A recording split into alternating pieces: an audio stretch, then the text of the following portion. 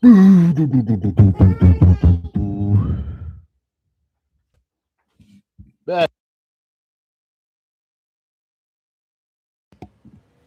boom.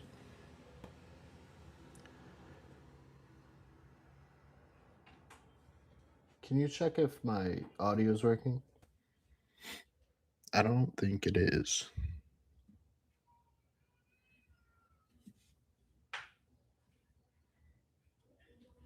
Talk. Boo, boo, boo, boo, boo. Nothing? Yeah. It is? Amy says it is. Better? Better, better. You knock it off. Okay. Maybe that's better. Dope. All right, cool. Blaze in the house, Amy in the house. Do I have some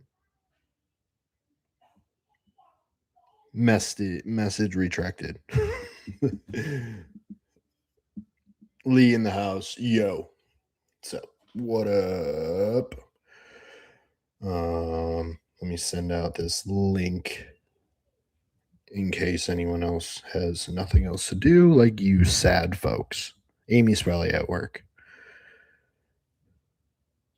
I have some hot takes and questions for you. Ooh, okay. I'm excited. Let them rip, bro. Let them rip. All right, let's post this shit.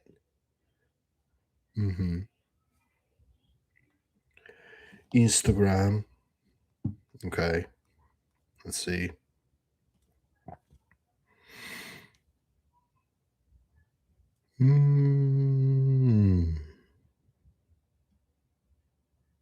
Amy's at the gym, but yes, working later. Yeah, makes sense. It makes sense.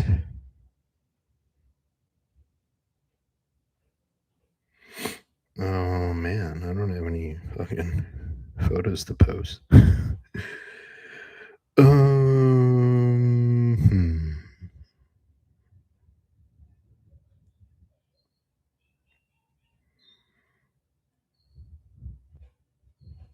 Let's see. All right, Blaze, what are your questions, bro, and your hot takes?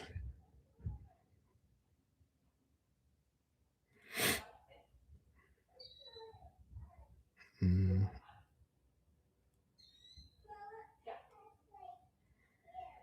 Man, I got nothing in here. Nothing worth posting. Oh well.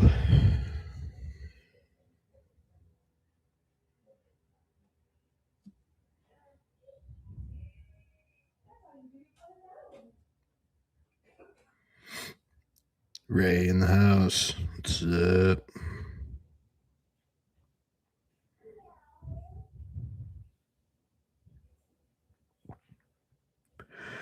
Well, this is miserable. Oh man. Let me see. I have nothing to. I wish I had like just a fucking generic copy and paste story post.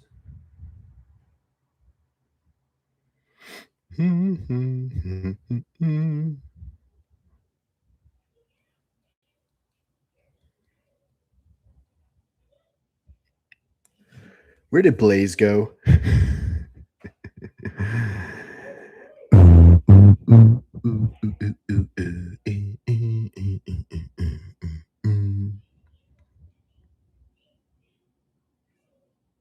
Peyton in the house. What up? Oh, we're just waiting on Blaze to ask his questions.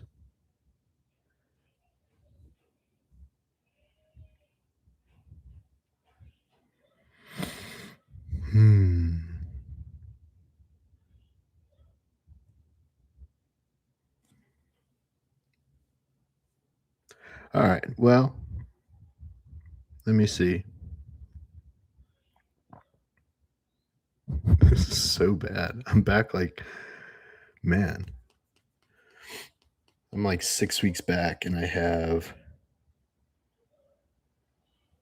ooh, Blaze is in here to fucking, I like this kid. Someone send me a fucking picture I can post on my story with a link. All right, Blaze asks, what's with everybody nowadays talking up a big game but can't follow suit? Fair question. And also, Blaze came to talk shit today.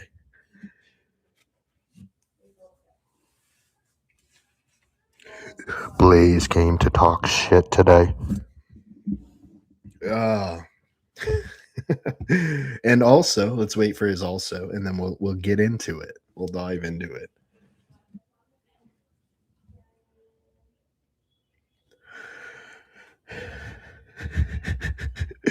Mark in the house. Mark, we're just Blaze is having a moment, so we're gonna dive into his question here once he gets more stuff off his chest. Kyle in the house. What's up, babe? Yellow. Cello.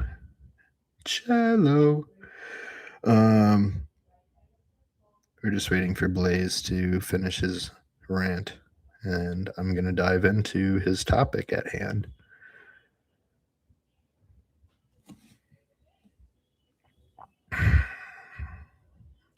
What's with everybody nowadays talking up a big game but can't follow suit?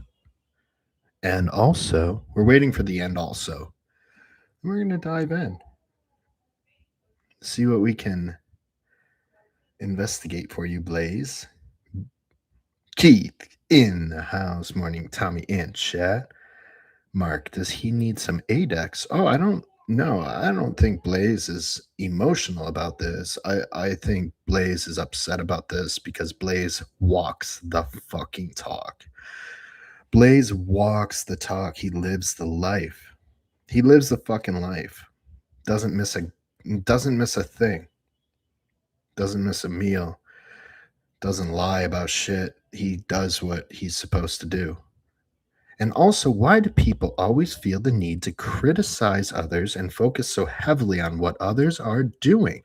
I feel like if they put as much emphasis on themselves as they do with others, they would be better. There's nothing here that he's saying that I disagree with. And here's what it is, Blaze. I have a friend like that, Blaze. Here, so we'll get into this. Let me post this fucking link. I finally. Sorry, my brain is fucked. We just did legs. I'm not doing good. I didn't train legs last week because we had Raymond's show, so I said fuck it. I'm not training legs. So this is my first week back, and I'm not doing good.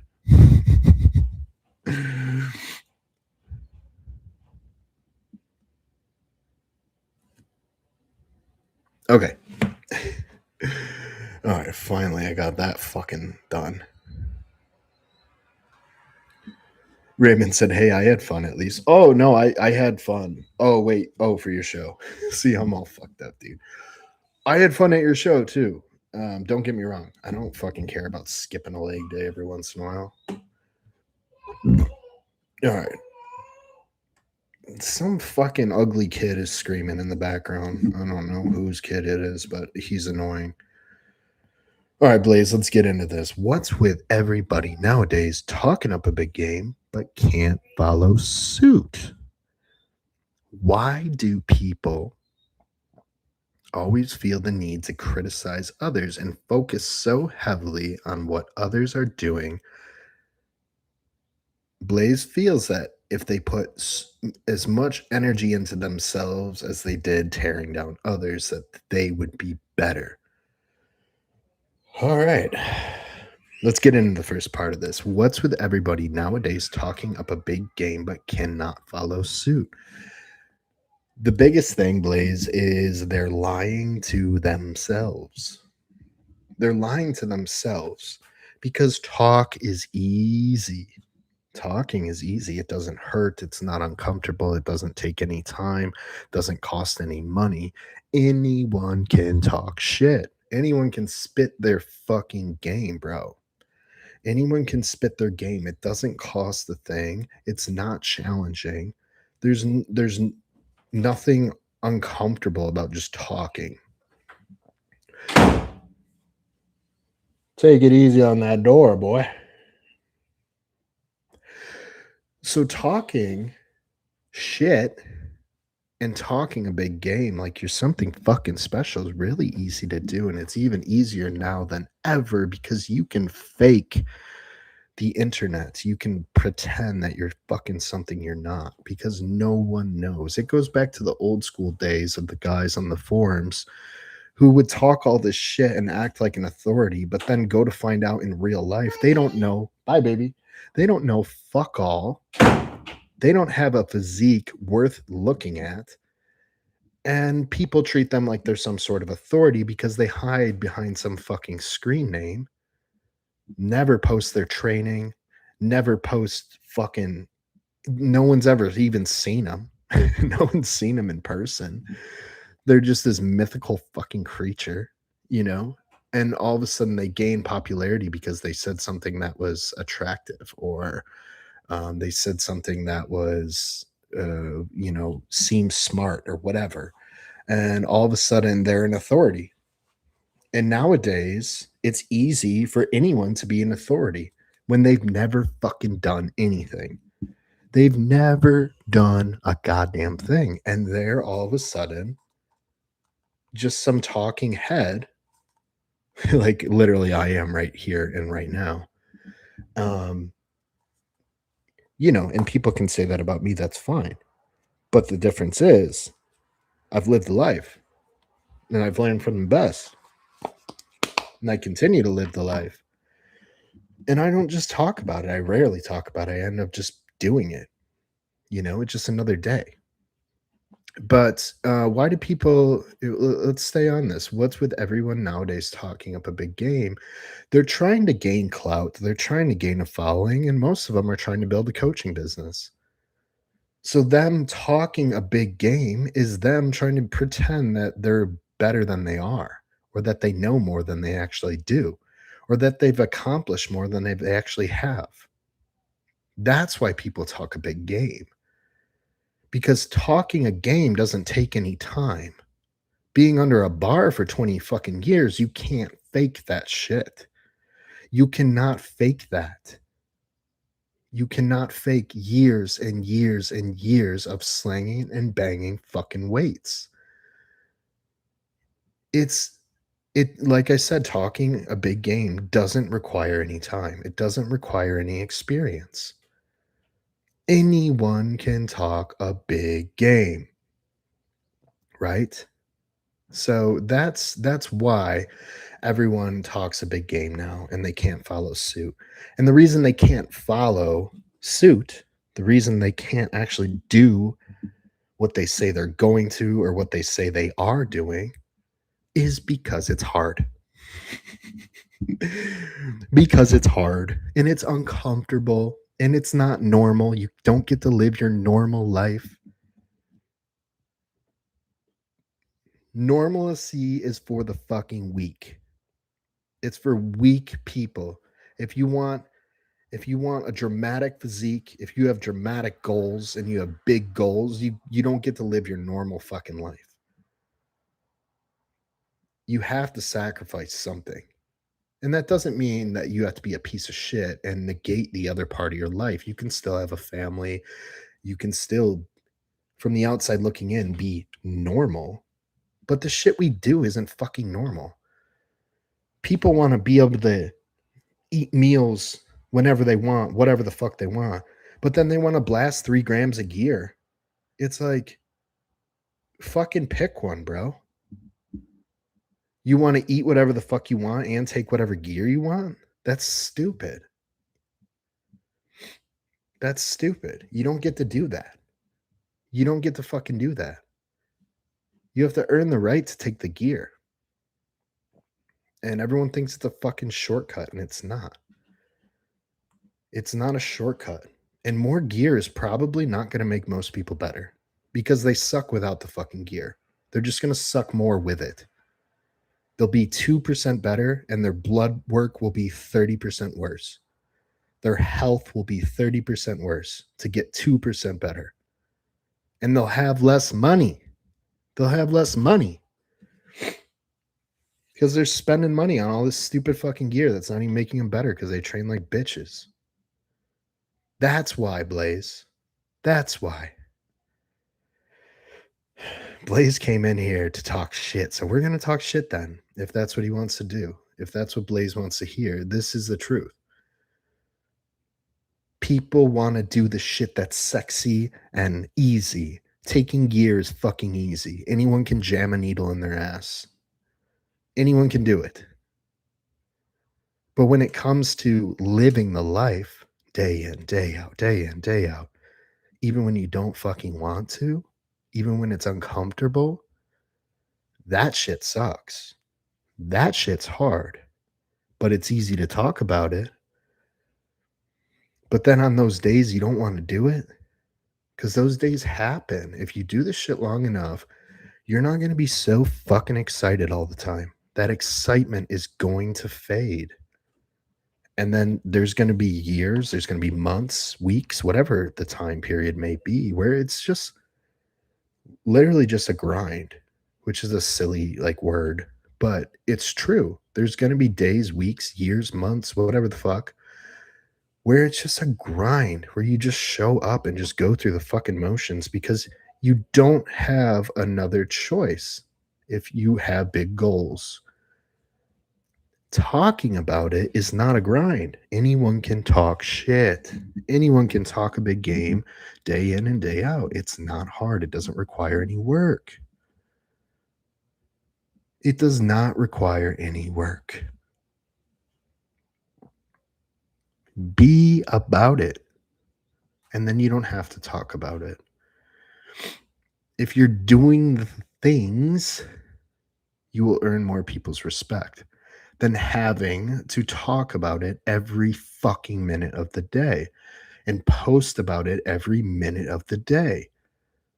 The other people are just busy doing the things. Look at fucking little Dave, for example. You guys know little Dave, Dave White? That dude will occasionally throw up like a training post.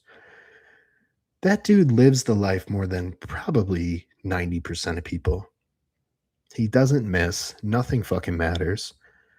He's in a supportive relationship because he cares for his partner, but that doesn't mean that he lets go of his goals because he feels bad that he hasn't gone out to dinner with her or whatever.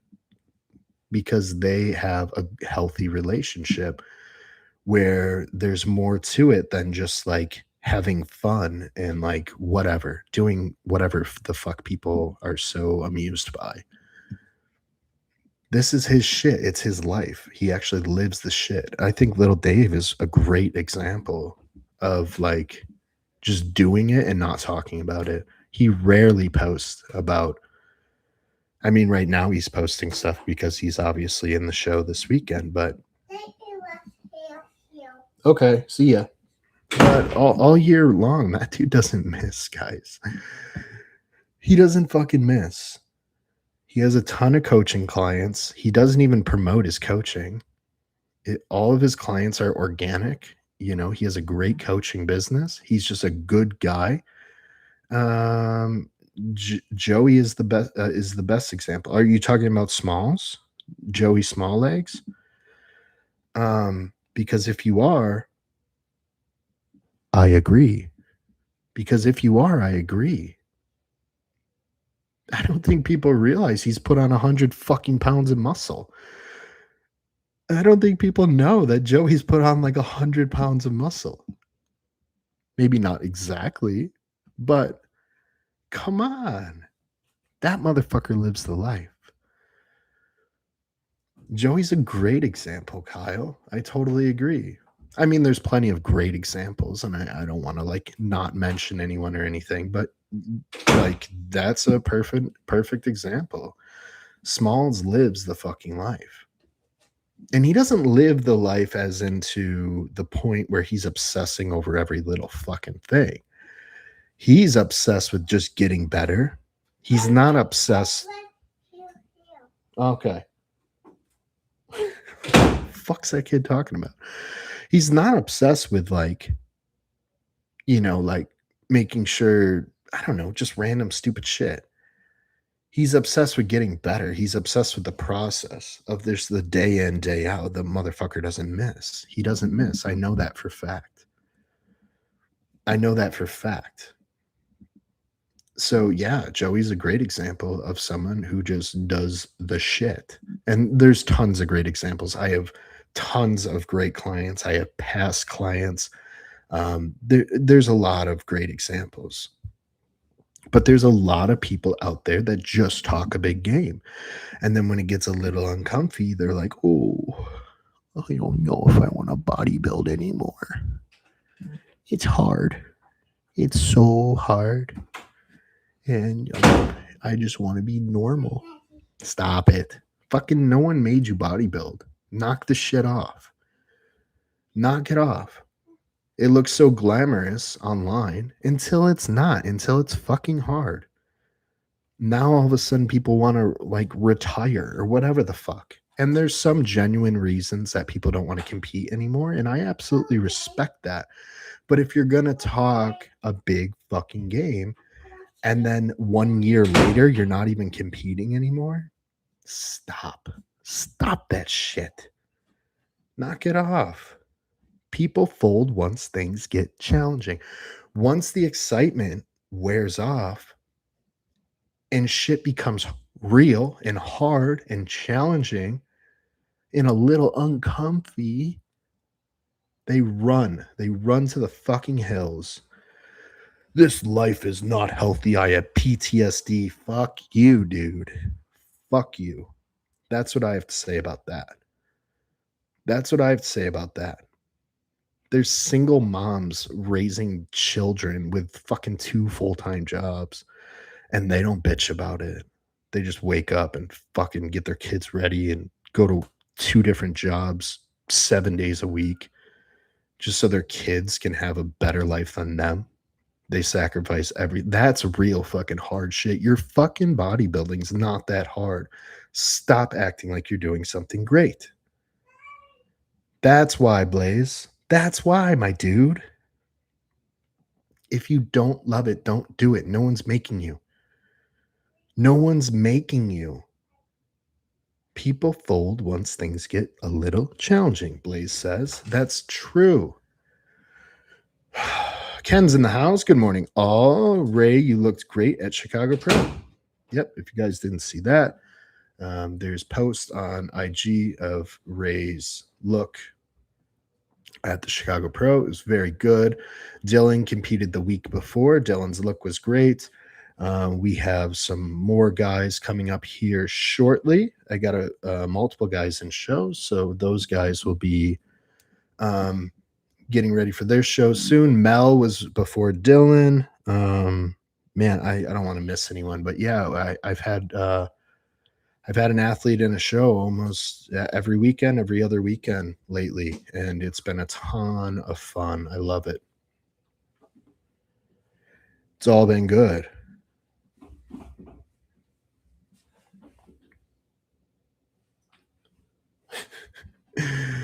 Crunchy in the house. What's up, Crunchy? Mark says, always telling coworkers no thank you when they ask to go get tacos on Friday.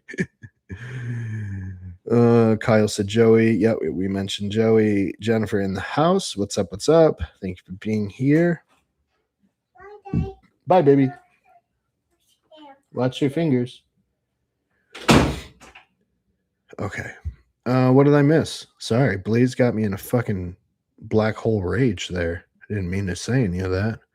But it's true. He makes a good point. He makes a good point. Yeah, he makes a very good point. So, yeah, check out Ray's race the. Oh, I can probably pull it up. I mean, all you fucking idiots follow me on Instagram already, but let's see.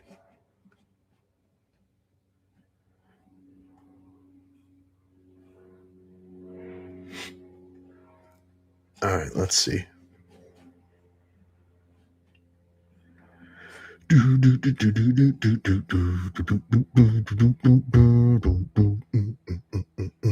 Okay, let's see. Share. Sorry, this is gonna look crazy for a second. Um, don't know why it does that, but maybe someone knows. Okay. All right, here's contrast between Raymond's first show and the Chicago Pro show. So very cool. We are middleweights in both photos. This stage weight was probably a bit lighter. This is maxed out middleweight. Likely going to be his last time that he can make middleweight. To be fair, and you know, we maybe could have been 3 pounds tighter, but it would have really sacrificed, I think, the overall look. So we decided this was the best look with the balance of condition and fullness. Um, so this is the look we went with, obviously, and I think it turned out really, really good. I wouldn't change anything. I wouldn't change anything. So these are both middleweights. Probably this year, the Chicago Pro is probably going to be our last chance at making middleweight. I don't think we'll make it again, depending on the time frame of when he chooses to do another show. But yeah, this obviously, man, that's the thing is there was only one other light heavy, I'm pretty sure. And the light heavy ended up actually competing with the middleweights, and he beat the light heavy anyways. So we could have kept him a light heavy. We did end up pulling water pretty aggressively. Um, it was, I think it was like 6 days out. He was like 185, and I made the call of like, hey man, let's just go for middleweight, and I'm glad we did. I'm glad we did. So that's all in all turned out very, very good. Let's see. He ended up taking second in classic too, to a very good athlete. And all these guys are quite good. They obviously outmuscle him. They obviously have years and years of training on him. These are not old guys, but older guys than him. Okay, so they have more years of doing the thing, doing the shit day in day out, and he still hung with those guys, which is so much fun. Here he is. He met Austin Brown there. Austin's a cool guy. We talked to him for a little bit. This was Dylan's show. I think you guys probably saw Dylan.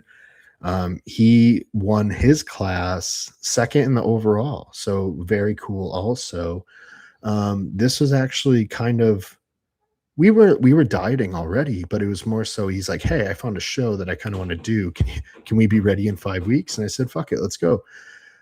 So it came out, turned out really good. Um, yeah, those are. We had Chris here. He did his physique show that was a few months ago. Mel, this was Mel's crazy transformation. This shit is nutty as fuck. Obviously, we had him pretty fucking depleted here, but it was his first contest. So, we just stripped him all the fucking fat off him. And then, guys, look at this. This is fucking nutty. So that was super cool. You can see the contour. Look at the fullness in the upper body is just absolutely insane. So that was cool with Mel. And then obviously Tim, we had him it's probably about a month and a half ago now. But yeah, all good stuff. All good stuff. We got more guys on the horizon here. So, um, oh, that's right. Yeah, he was a light heavy in the first show. Yeah, yeah. So, and that's a good reminder to people that it's okay to, the weight class isn't like the end all be all. I mean, I've been a heavyweight before, and I've gone back to a light heavy. It's not the end all be all. It doesn't mean you lost muscle or anything. I think people get too hung up on what their weight class title is. And man, there's been middleweights that have won the fucking overall before. It's more of a rare scenario, but it happens. It happens. DLC in the house, Tom in the house. What's up? What's up?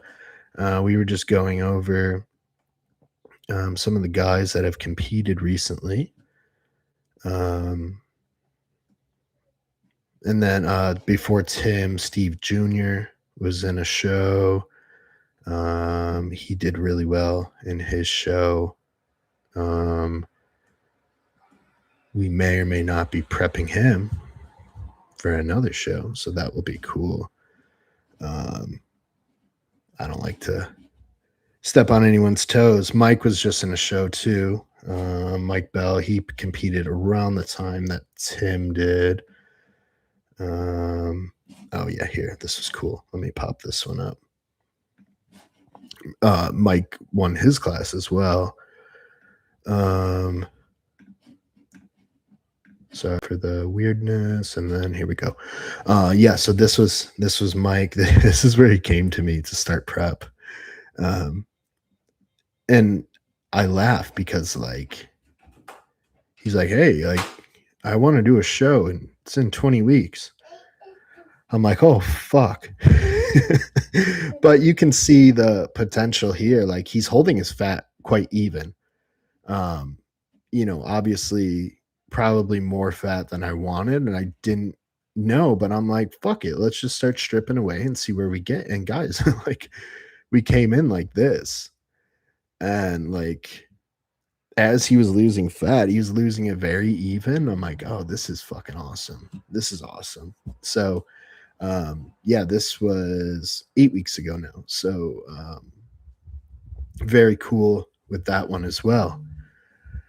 All right, let's see. Stop sharing. He's laughing.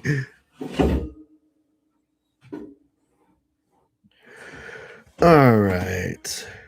Yeah. So that's what we got on the competitive front. And then we got there's a whole bunch of guys getting ready right now for different stuff. So that's all good.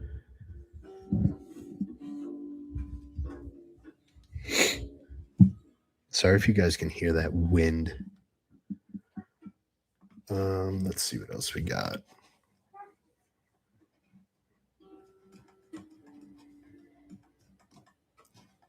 All right, that's good. Yeah, we did. We touched on Dylan, Ray, Tim. Like I said, I don't want to forget anyone, but Mel, Mike.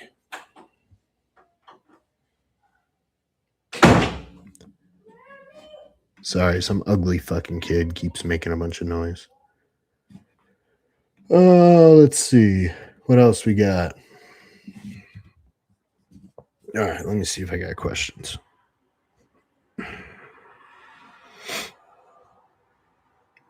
I can try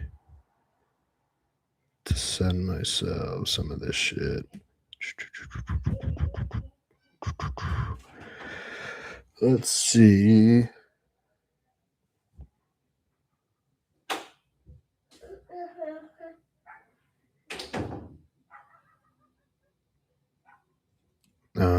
I was gonna let me see if I can edit these quick. Just our leg training today. See if I can post some of it. I was not prepared.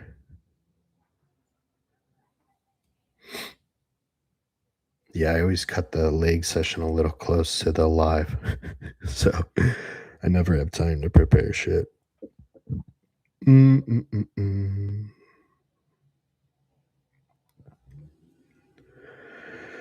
Um. All right. Let's see. Try to edit some of this real quick. Not edit it, just fucking trim it.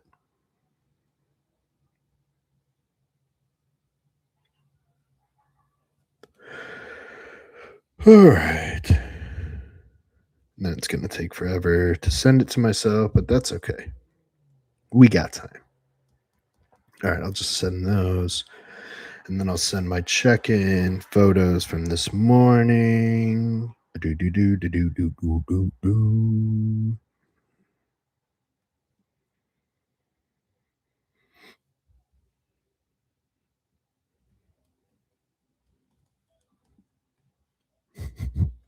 Blaze came in with fucking he chose violence today. Blaze chose violence this morning. We need to check his cycle. Take the halo out. I'm gonna talk to his coach. I'm gonna talk to his coach.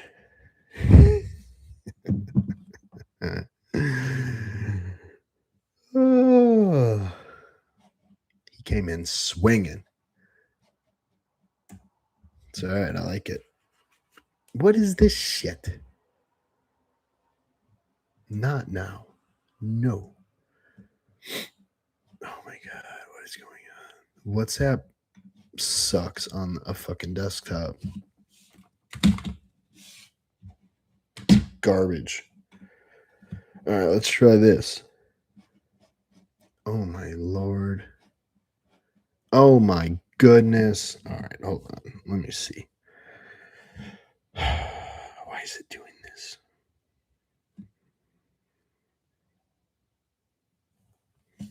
It's like acting like I've never signed in before.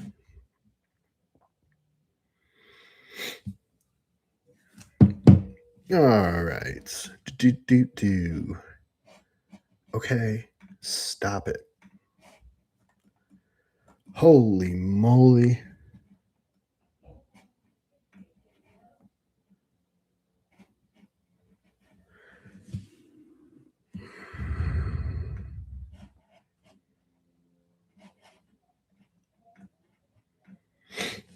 All right. I don't know why it's doing this. Let me see if I can.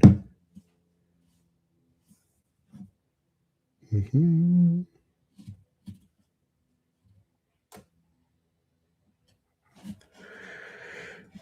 Oh, wait. Is this it? Yeah.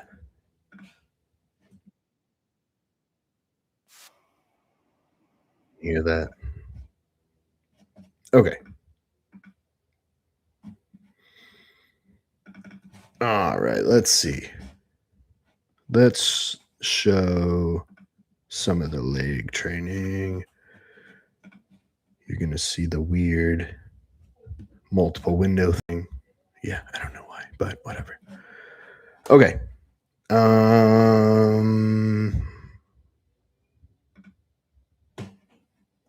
I don't want that.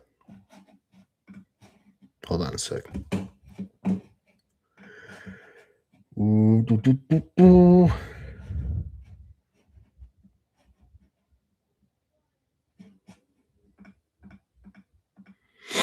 Okay, this makes sense. All right, let's try it this way.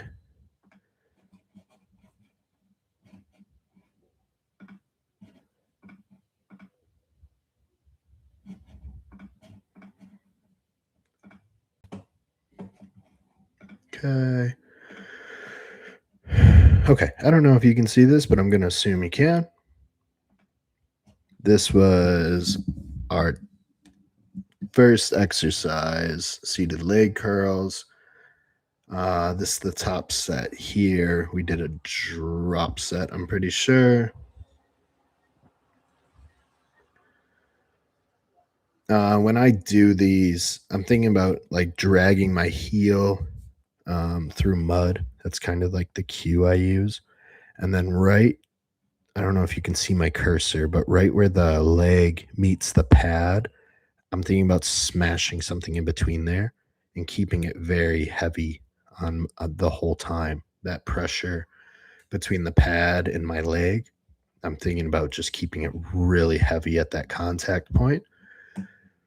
And then I'm pretending that there's like a tennis ball behind my knee and I'm trying to smash the tennis ball. And then my toes, I'm trying to keep the leg or the shin like dorsiflex, the foot dorsiflex towards me. And then I'm trying to keep the toes straight, if that makes sense, instead of letting them like splay outwards. All right, so we just did a drop here. The last set of the drop, I'm trying to be a little more forceful on the acceleration and just really thinking about like wringing out a sponge, like trying to get whatever's left in that muscle out, if that makes sense. But heavy contact point on the leg here where it meets the pad, squeezing a tennis ball back here, trying to flatten it, toes pointed towards me the whole time.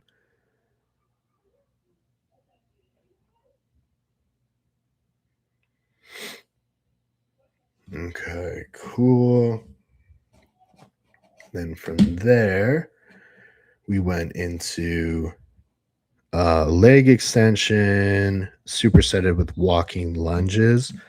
Basically, we set a timer for like 8 minutes, 10 minutes, and we just go back and forth kind of until the timer is done.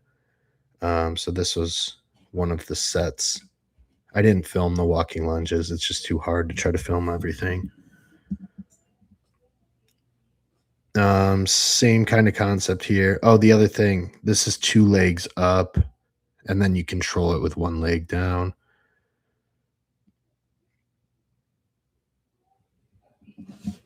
Again, I'm trying to keep the contact point very heavy. Um, and I'm trying to make this a quad extension as opposed to a knee extension, if that makes sense. What the hell just happened?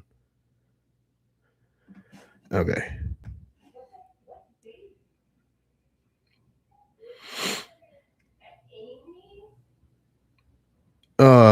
Blue collar in the house. What's up, Dave? What's up, Tommy? Hope all is well. All is well, bro. Thank you. Hope all is good with you. He's saying hello to Amy. Dave and Jackie are sponsoring a show in Texas, so that's super cool. Those guys are doing really well for themselves. Operating a good, true, honest coaching business with proper coaching service. So those guys are doing great. Shout out to them. Great piece of equipment. Prime basic stuff like leg extension is dope. Yeah, some of the Prime stuff is great. Some of it's garbage, but like the leg extension is quite good. So let me see if I can get back.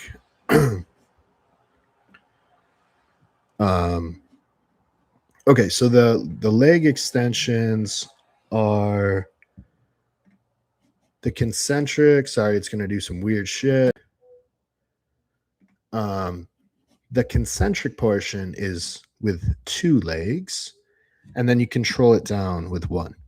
Okay, and obviously you alternate. So down with one, and then down with the other one.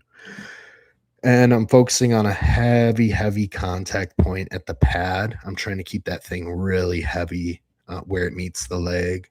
And then again, I'm not trying to make the extension come from the knee, if that makes sense. I'm trying to make it come up real high on the quad. And I'm trying to move the weight by extending the quad as opposed to just jerking the knee.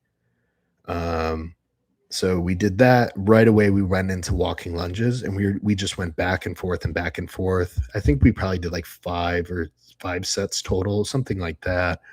And then every other week, I do these occluded. The occlusion, the purpose of it is just building proprioception for what comes next, which is this Watson hack. We try to keep the angle a bit more closed off than we do open. So you can see we're standing a bit more upright. as opposed to keeping it horizontal. Keeping it horizontal is actually easier. Um, so we did a top set here.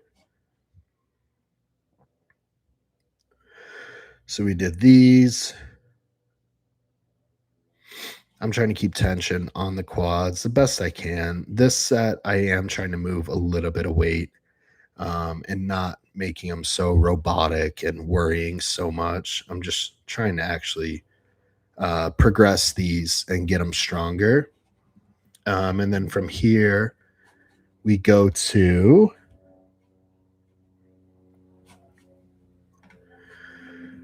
I dropped a plate off, I think. And then this set is kind of like random pause points.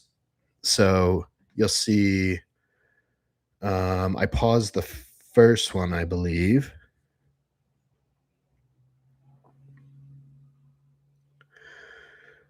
And during the pause, what I'm thinking about is like holding a leg extension so it stays on the quads and you're not just holding the weight on your knees and hips. So I paused the first one. I blast out like two or three, just kind of ballistically. And then I'll add another random pause probably here. Get that one, crank out a few more. And then I believe I add one more pause at the end. Maybe. Yeah, here we go. I did loosen up a bit on that pause. So I would like to keep that one a bit tighter next time. And then this last one here,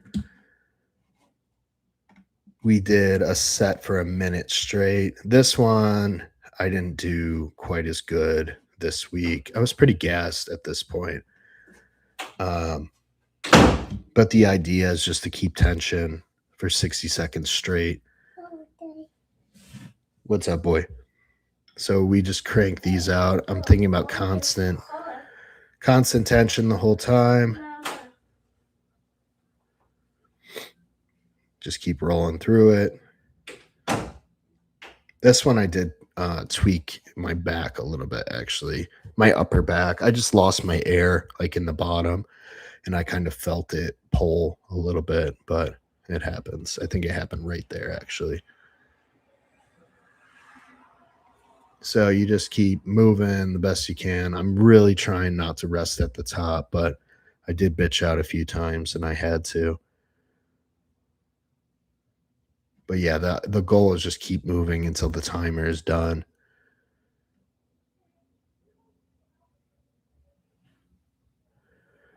Okay, so that's that. And then I think that's all.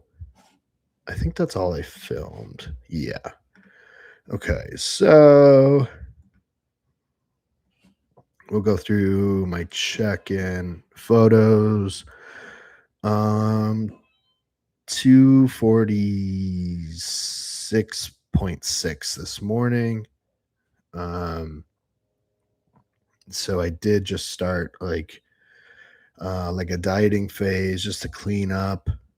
Um, I'll probably be pretty aggressive and just get some fat off, kind of reset.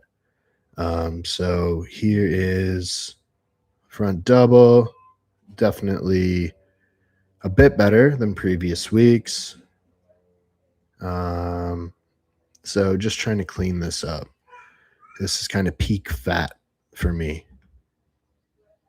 So I am trying to pull down pretty aggressively and just trying to get some of this shit off.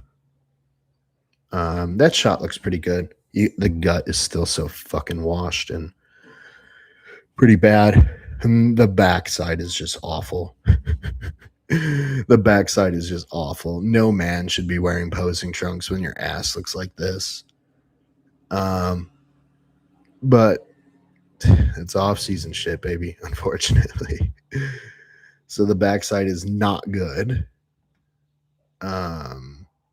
But just a work in progress. This shot's a little better.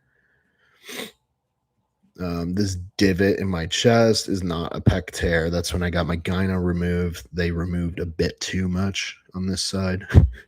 So that's why there's a divot there. But it is what it is. It still looks better than gyno.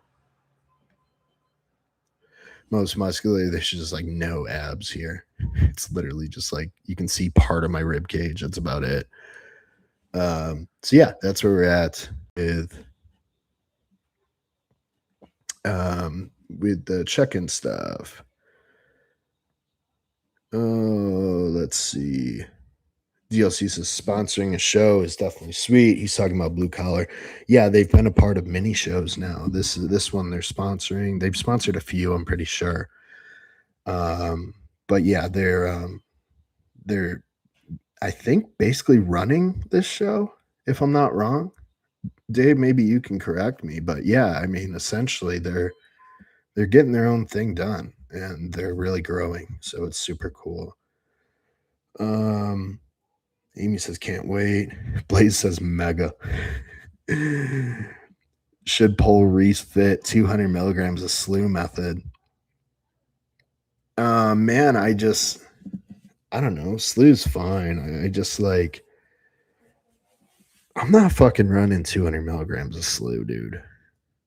I'm not running that. I just we just don't even know that much about slew. I'm fine with getting it to maybe like 20, maybe as an experiment. But like, I don't know, dude. Fucking that's insane. I know. Sorry, I have my window open. I know Steve ran like 400, but like those guys like to experiment. I don't. I don't like to experiment with my clients or with myself. It, as far as like things like that. But if guys want to like try something, then I'm 9 times out of 10, I'm very open to it. I have a lot of clients that come to me like, hey, I was thinking about doing this. What do you think? And 9 times out of 10, I'm going to say yes, unless it's something like completely stupid and dangerous. But for the most part, like clients that are good with communicating, and I know that everything else is dialed in, I don't mind like trying some stuff out. Like I think that's fun. And if that helps a client stay more adhered to their plan and they have fun with it, then like I'm cool with it 9 times out of 10. DLC said switching to wellness. Yeah, maybe. Um Dave says quads are consistently improving. Yeah, quads I definitely need to bring up. Um and I know some people might see that and be like, "Oh, your legs are pretty good." And it's like, no, I really need more quad sweep. Um, I can get my waist a little smaller by using, vacuums and stuff, but my waist is just not going to get much smaller.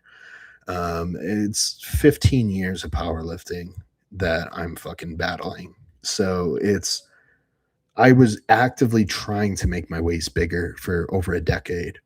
So now I have to reverse all that. And yeah, it's something where I can definitely get my waist better. And as I diet, obviously my waist will get better, but I can do other things like I've been slowly incorporating vacuums again. Um, so staying on that will help.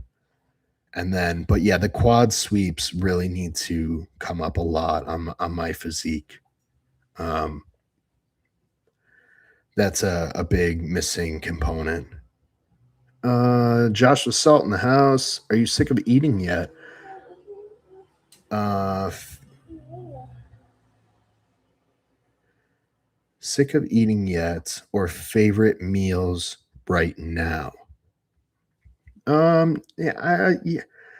There was a point where I was kind of getting a fast car. There was a point where I was kind of getting tired of eating.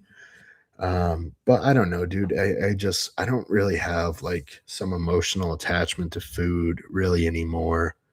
I feel like guys and girls get like so emotionally attached to food, and I'm not bashing them. Some people genuinely just have like an addiction to food, and It's hard for them to battle it.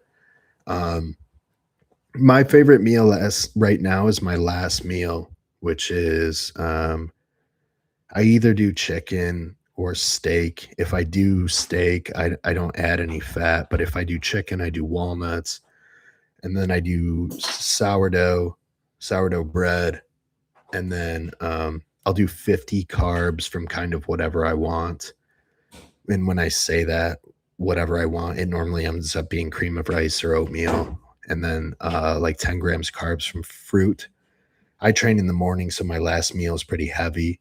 So then it kind of keeps me full overnight for the next training session, which is in the morning. So that last meal is always my biggest of the day. The other meals are just pretty standard meat and rice type thing. Um,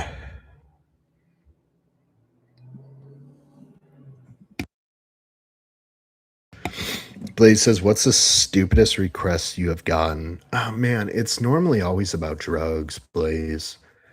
Um, some guys just want to run so much gear, like, and I'm not opposed to like running gear, obviously, but if your history is only you've ever only run like 1,000 milligrams, and now you want to jump to like 4,000, I'm just like, what about one and a half?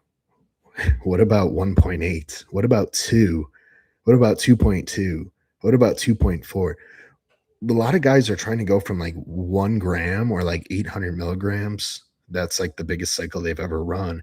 And then they're trying to jump right to like four. And I'm like, man, like you're missing like fucking 10 years of progress. And like chances are you're probably not hitting your diet the way you say you are. And you're probably not training very hard. Oh, yeah. Blaze says, or train harder. Yeah. I mean, that's a huge thing. That's a huge thing. And that's another thing, Blaze. And I don't mean to bring this back up because you're clearly violent today. But guys talk a big game about training. And then you watch some of their training and it's like, I don't know, bro. That set wasn't, I don't know. I don't know. Our working sets, we classify them different, I think, you know. But stupidest requests you've gotten, it's always about gear. It's always about gear. And a lot of people assume that you're like gatekeeping, like for some reason you don't like I'm not afraid for someone to get too big. Like that's what I want you guys to do. Like I want you guys to get the most incredible physique possible. But that doesn't always mean just taking more gear. Most of the time it doesn't. There comes a point where like you can only take so much fucking gear. If everything else is so dialed in and gear is the obvious lever that we have to pull, then yes, we're going to run more gear. We're going to run more gear. But when it's the first fucking idea that pops in your head, you and I have nothing in common. You and I have nothing in common when you think that you're not running enough gear. It's so rare. I've had maybe 5 or 6 scenarios where people were genuinely not running enough gear, where they came to me and they were like over 200 and lean, and they were running like 400 milligrams in a blast. And I'm like, hmm, we can bump that up a little. You know what I mean? And the thing is, I mean, if 400 was working, you don't just go and bump it up. But there comes a point where, like, if a guy's goal is to be an open heavyweight bodybuilder or even a super heavy, and they're on 400 milligrams of gear total, I mean, there's some lever to pull there. There's some dial to turn up, you know? But yeah, and then there was one cat that came to me who just wanted to run the absolute most crazy cycle I've ever even heard of.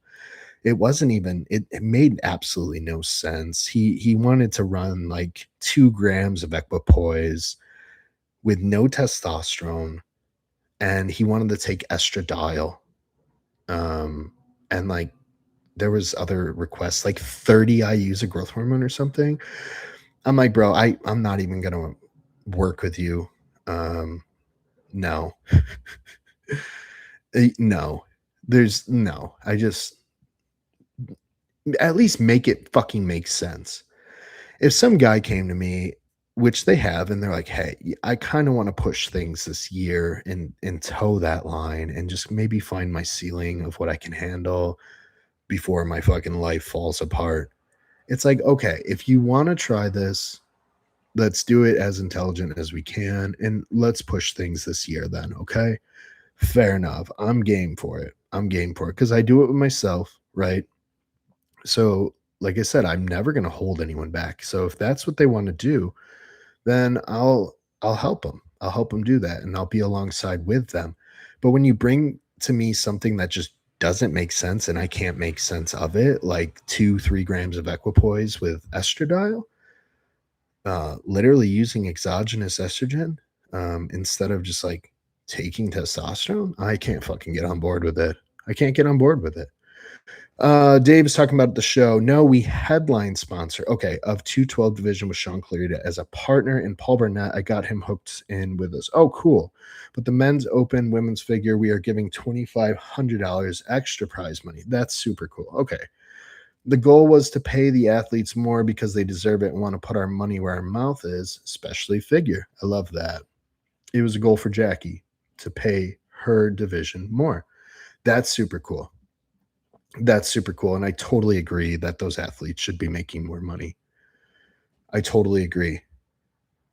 Yeah, DLC says that the athletes definitely deserve more. So that's awesome. You're putting money more in the pot. Yeah, I think more people should do that. I think more coaches should do that. Like, just be a sponsor for a show and hey, we're going to donate. Perfect example, $2,500. Guys, if fucking 4 coaches did that, like you can do the math. That's really good. That's really good stuff. And $2,500 is not going to kill anyone, but it's going to, then not only that, it's good advertisement for your coaching. And um, it shows that you genuinely give a fuck about athletes because athletes put everything into their bodybuilding. They really do. Blaze says, or train harder. David says, exactly. They use gear as a crutch. They do. They want a shortcut, and there are none. The best way to get better is just time, the right amount of gear, nailing your food, and training hard. I get dudes to reset their gear load lower all the time. Yeah, they feel better and they grow better and they're always surprised. I had one guy, I I reset guys' gear a lot um, because they will come to me on 3, 4, I've seen 5, 6 grams, and I'm just like, whoa, what the fuck are we doing here? There was one dude that came to me. It was like, man, I don't know. It was 2 grams, 2.5 grams of test, a gram of equipoise. There's trenbolone in there, 18 I use a serostim. It was a good 5 grams of gear and um, an 18 I use a serostim, insulin use. There were orals in there. And he came to me and I'm like, I thought he was kind of fucking with me at first. I mean, there are people that run that, but they're super heavyweights with abs. This guy wasn't. So I'm just like, and that's not like the standard or anything, but I'm just like, man, this is a lot of fucking gear. And yeah, I think I cut it into like a third, if not more, maybe a quarter. Um, I put him on something like it was like 750. Well, first I made him clean out. But then when we did start a blast, it was something like 750 test, uh 300, 350 equipoise, something like that. And then 6 IUs of growth hormone. And then we were cycling in like Anavar, just in burst. And like Dave said, they just feel so much better. They just look less inflamed and drugged, and their training improves. Like, it's very true. And again, I'm not some like low dose gear guy. I'm not afraid to run gear. If you're a bodybuilder, you sign up for all the risk. It's just a part of it.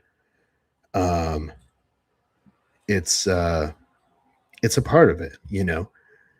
But yeah, it's like if you are taking 5 grams of gear and you haven't won a regional show, what the fuck are you gonna have to take to get on a national stage? what are you gonna where do you what are you gonna take next? Are you gonna go to 10 grams and 36 IUs of growth hormone? Um, yeah, if you're running 5, 6 grams of gear and a bottle of Serostim a day and you can't win a local show, I don't know what the fuck to tell you. Yeah, probably pick up pickleball. Uh, Amy said I asked if I could eat fish skin on my last breath. Okay, fair enough. Amy does have some of the weirdest fucking requests, and they're not about drugs ever. Um, Mike says, Amy, that's crazy. DLC says you crave the weird shit. I asked Amy once because I was going to give her like a small refeed meal. And I like to ask my clients what they're craving. One, because it kind of gives you an idea of maybe what their body might actually need, which there's like real evidence to that. Like kids in Africa who are malnourished, they eat rocks because they get calcium from it. That's just one example. But sometimes we crave things that the body actually needs. You know, when you go hypo, tell me you don't want some fucking sugar, right? So I asked Amy what she was craving, and she said some fucking like bullshit protein bar. I'm just like, what? Unfucking real. Unreal shit. But to be fair, your brain does weird things when you're super hungry. I remember the first time I ever did a contest prep. There was a empty bag of Cool Ranch Doritos in the garbage can. And I put my face in that garbage can and I just was smelling the garbage because I'm like, this fucking garbage smells so good. I was literally balls deep in a garbage can. Like, I would eat this whole fucking bag of garbage right now. It was so good. Ken says safer use, bro. Yeah, TRT and 9,000 milligrams of Mastron. Yeah, that's what we're gonna do.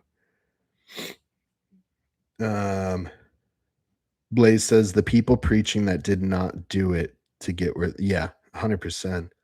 Say he's talking about safer use. Oh, Ken's got secrets.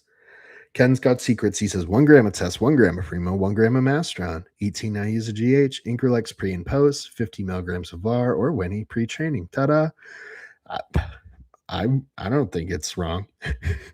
I don't see like a huge. 18 IUs of GH is debatable if that's necessary. A gram of Primo, gram of Mast. I don't have a ton against that. The Primo and test sometimes like 1-to-1 might fuck some guys up. Even girls. Obviously, a girl isn't going to run a gram of test and a gram of Primo, but I've run something very similar to that, Ken. We've talked about it, but there was one off season I ran. I think it was that exact cycle. Yeah, gram of test, gram of Primo, gram of Mastron. It was 12 IUs of growth hormone. No Increlexin at that time, but I was using insulin pre and post. Anavar, I was doing. Sometimes I would do Anavar.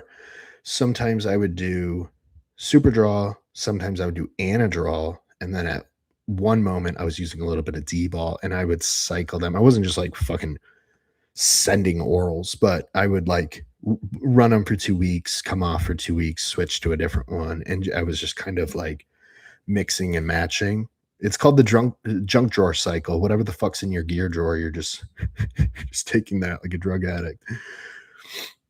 Because we all know, like at the end of the day, like the test is probably the main driver, the test and the growth hormone, and then the orals help a lot, and yeah, and obviously the insulin. So yeah, I personally think that testosterone is probably the main driver in most cycles. And then all the accessory shit, like whether you like equipoise or primobolan, Masteron, to me, all it does is just emphasize your testosterone and just make it work a little bit better. And just it just adds milligrams. Whether they do anything or not, who knows? But I like Masteron and contest prep for sure. And then I like to use it post show for a lot of people. So then we can build up some milligrams, but it's pretty benign, right? I'd rather someone run Masteron after a show with testosterone, maybe even something like Proviron after a show, um, just to help the testosterone work better. You're adding milligrams, but the milligrams are pretty benign, so you're not adding like a ton of toxicity for no reason when they just went through a contest prep. Blaze asks, he's talking about the cycle that I was talking about earlier. Was he pro? Oh no, dude. Oh no, no. Never won a local, my friend. Never won a local show. Medic Miller in the house. 2 weeks out from my show, my dog's food was smelling good. Yeah, your dog's food smells good. Anything, anything, dude. Your own farts smell good at 2 weeks out. Ray said, "You know it's getting rough when the dog and cat food starts smelling good." Yeah, when you're hungry enough that you get excited over rice cakes and PB2. Yeah, yeah, your mind goes crazy. Your mind goes crazy at that the end of it for sure.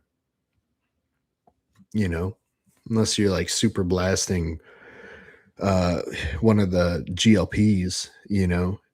Some people need to, but I don't love keeping them in all the way up to the show. I only have for maybe two people, and I don't love it. I don't love it. Amy says Anna bars. Yeah, that's that's Amy's craving. I'm like, dude, that's weird. That's weird. And yeah, Ken says, and yeah, I was being serious. That's one of my favorite cycles I've run. Yeah, I agree. I agree. The Test Primo Masteron. Um, Ken and I specifically don't do real well with like any nandrolones, like NPP or DECA, for example. So him and I both tend to lean towards, Primo and Masteron. Um, I like Equipoise too. I know some people hate on it. I, Equipoise was like really good in 2006, and then everyone hated it in like 2014, and then everyone loved it in 2015, and now everyone hates it again in 2026. Like apparently everyone has crippling anxiety and kidney failure now from Equipoise when we did just fine with it for decades. So I don't know. It's very weird. Things just go in phases.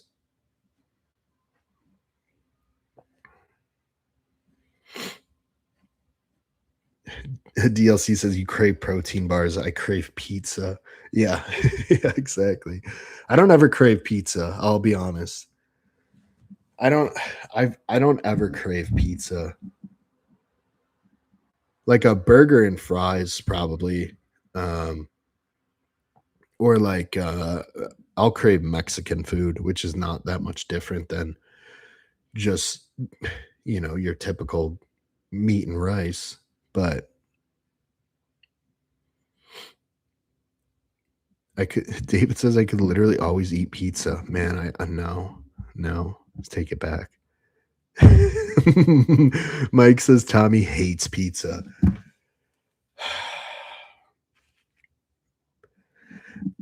I don't. I don't look at pizza like an entree. I look at it like I don't know, like a fucking snack for a 12-year-old after a soccer game. I don't look at pizza as a meal. I look at it as like a fucking death wish.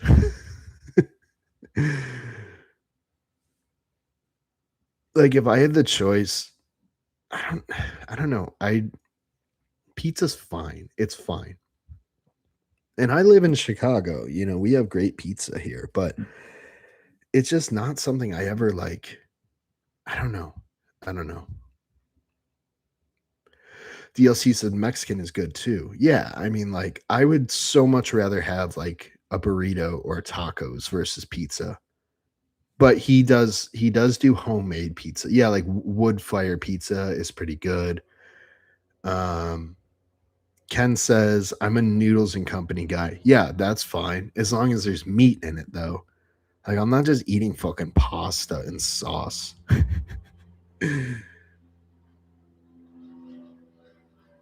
Oh my fucking god, Mark. No. As far as a big chain restaurant, Papa John's is so good. No, it's not, dude.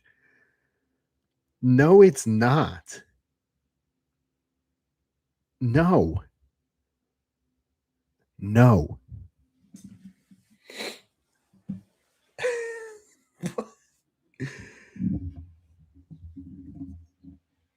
No.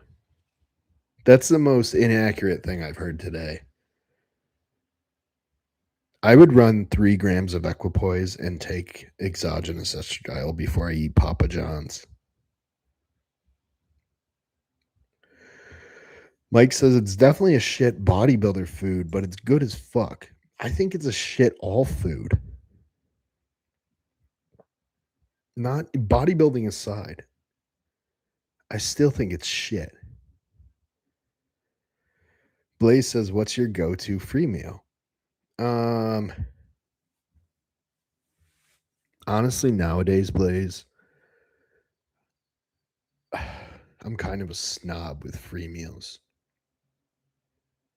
So I have like different ones that I like. Sushi's always good, but my wife doesn't care for sushi. So if I'm gonna have a meal with them, then we're gonna do either burger and fries, um, or we'll order from like a steakhouse.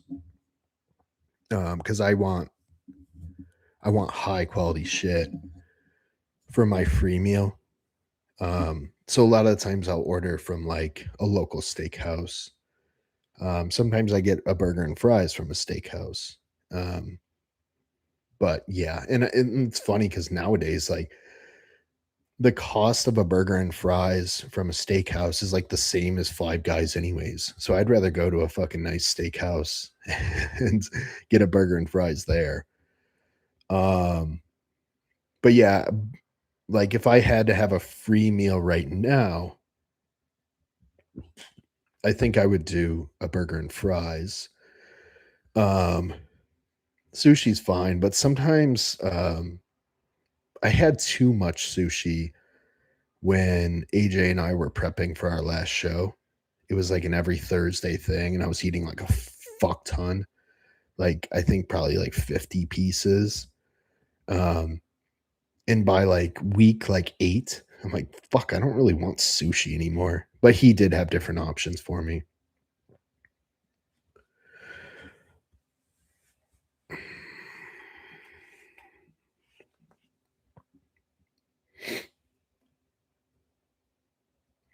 I like a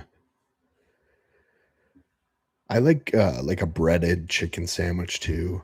But like honestly, Blaze, my favorite cheat meal or free meal, and I don't love to do it a ton, but just like a good old fashioned sub sandwich and chips is like, I don't know, just very good.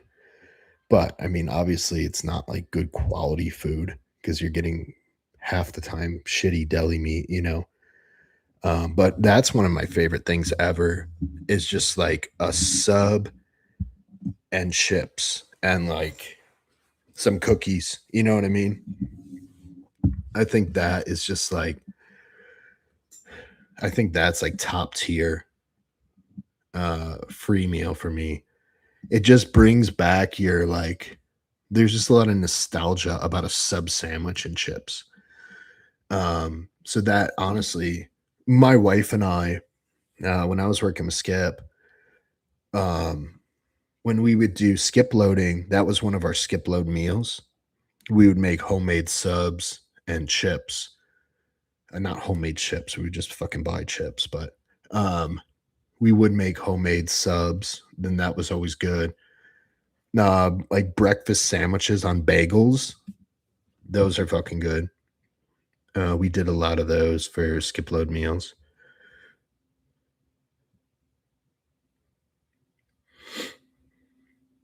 Ken says Papa John's is trash, but like Tommy said, we live in Chicago. Oh yeah, dude, we have like 6 fucking um high end pizza joints like within 20 minutes of us each way. Yeah, we have so much good pizza in Chicago that like Papa John's is not even I don't even know where one is because it's that fucking gross, Mark.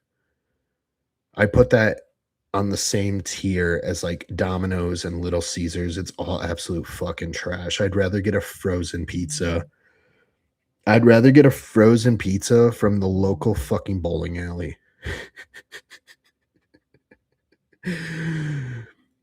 Mark says sweet potato fries with the burger. Yeah, I think that's good. DLC says Crystal's over here starving and we're talking about cheap food. She's about to cry. Tell that bitch to fucking go find something to do. Amanda says Sammy's on Jimmy John's bread. Yeah, we would buy fresh loaf Jimmy John's bread and we would make our own subs at home. Those were always great.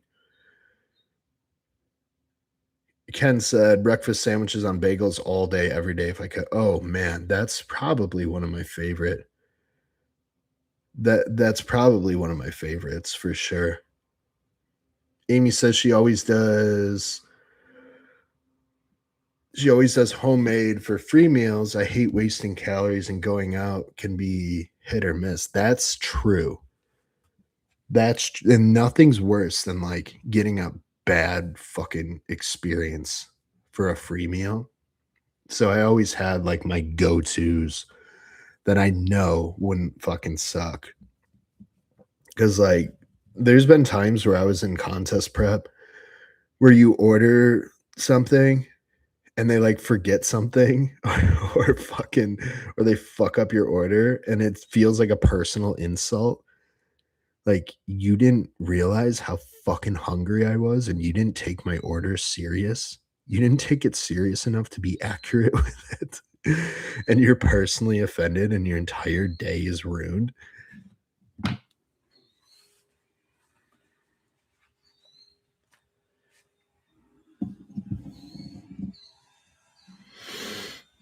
Uh, it's so fucking funny.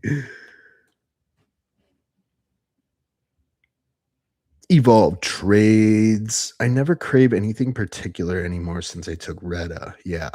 At most, it's I need more food, have munchies, but I don't have any crap.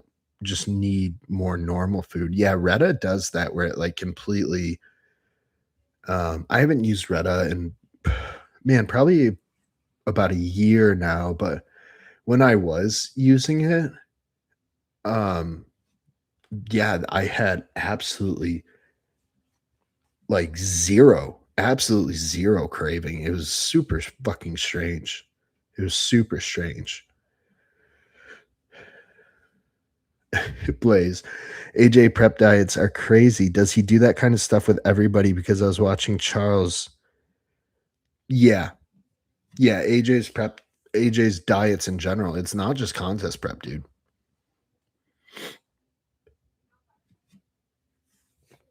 What do you mean, like the complexity of it, or um, what do you mean by crazy? Yeah, evolved. I was the same way, dude. I never had an issue eating on Retta. I never had an issue eating on Retta. All of the above. Yeah, AJ's diets are, um a pretty standard meal is like 6 ingredients, you know? Um, you'll have, like, your protein, you'll have, like, 2 different carb sources sometimes, you'll have, like, 2 different fat sources sometimes, and then, like, maybe a veggie or a fruit, like, yeah, some of his meals were, um, yeah, like 5, 6 ingredients at times. I mean, some of it was basic, but he had Charles eating, like, cream of rice for 5 meals and muffins. Yeah, but they're in peak week, so, like, what AJ does and what I do is you just find out foods that are working really well for that person, and, um, you lean into those because you know you can push them because you've used them many times with that person, and remember, he's worked with Charles for, like, 6 years, I'm pretty sure, and the Dunkin' Donuts muffins are super easy to get down, and they're, I believe, pretty low in fat compared to what they are in carbohydrates. So that's why he uses the Dunkin' specifically. It's either Dunkin' Donuts muffins or Subway cookies. That's a little AJ Sims secret for you guys. For my contest prep, we were using what AJ and I coined as silly cookies, and that was like some homemade cookies that a recipe I came up with that he liked. So we would joke around about that. Um, we joked about making it a business and starting a business together.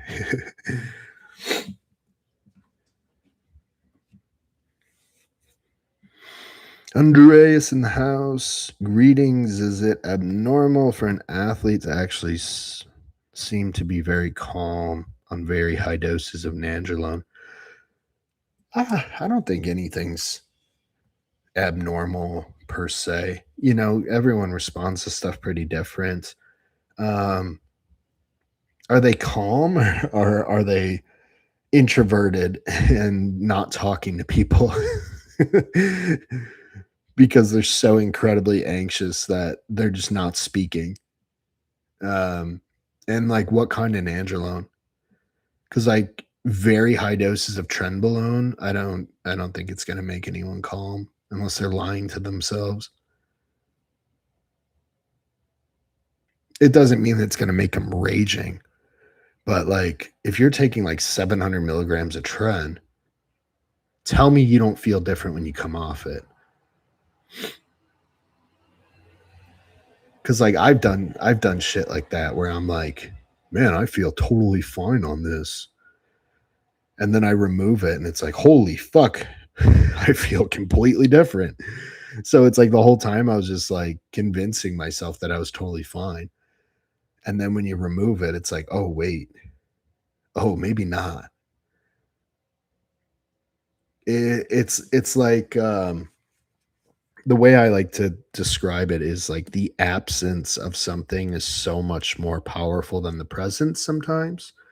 Um, so when you actually remove something, it's like, oh shit, like I really noticed that it's gone, as opposed to adding something and you're like, I don't really know if it's in there.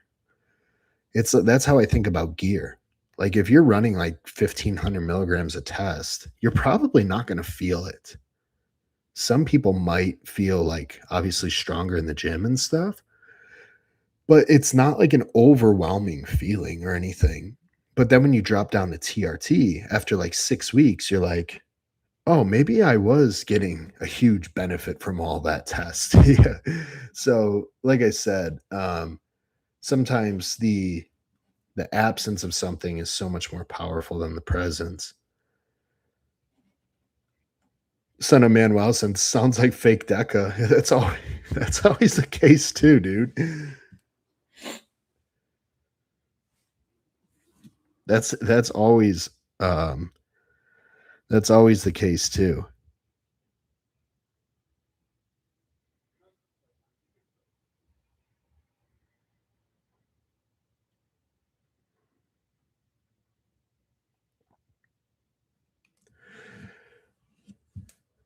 Yeah, I mean that's always possible. I took 750 milligrams at highest dose Tren E back in the day. It just made me sweat a ton at night. No plans to experiment that high again these days. Yeah, the highest I've taken is 700 milligrams of ACE, and to be fair, I tolerated it pretty well. Besides not sleeping, but that's kind of obvious. Um, but to be fair, I did feel better when I came off it. I felt much better when I came off it. And then this last contest prep, I think the highest I got was 20 milligrams a day of ACE. So 140 a week. I would have to look back. We might have got up to 25 a day. But yeah, it was definitely under that. To be honest, I feel like I burn more fat at the higher dose than the lower. I mean, probably. Probably. But you gotta look at it at the aspect of like, okay, maybe you burn more fat, but what did you do negatively during that time, right? What kind of damage did you do? You know, you can't just look at the positives, quote unquote. You gotta look at the potential negative of running that high of a dose. But I mean, I think trend gets demonized. I think it gets as much as it's demonized, I think it's overhyped. Um, so I could argue either way for Trenbolone, but I like it. I like it. I'm not against it. Um, but I would never. I can't say never. I most likely would never go as high as 700 again. Hell, I don't think I would go over 350, 400 ever again. But you never know. You can say something and then when you're in the moment, you might change your mind. Negative 10 GFR. See, yeah, Medic Miller, like we just assume that, but like my blood work was no worse on 700 milligrams of Tren than anything else. It wasn't like I looked at my blood work and I was like, oh, fuck. I've had worse blood work on TRT. It's like, it's not, but again, blood work is only one thing. You don't know what it's doing, you know, at a cellular level or a cardiac level or neurological level, right? So blood work is just one snapshot of time of literally just your blood serum and everything in there. But it's not an imaging of like the brain or the hearts or the kidneys or whatever else, right? So none of us know for sure. None of us know for sure. But there is a misconception that like you take Tren and like you're just destroying yourself daily. And I don't know if that's true. He said, absolutely agree. Yeah. It's like, I don't know. It's like now with equipoise, people are, you're just going to fucking smoke your kidneys. It's like, I don't know, maybe, maybe, but I don't know. Now I have seen guys running equipoise with low EGFRs off of cystatin C, but that it's not always just the equipoise. Evolve says, I can tell you, I remember going out to eat with my family one day. When I came out of the place, my chest was like red, like sunburn. Yeah, it's probably, I mean, we can probably all agree that it's not good for you. I won't go that far. I don't think anyone's getting healthier running 750 milligrams of trenbolone. I'm sure there's people that claim that. Tren made me healthier. It's like, okay, dude.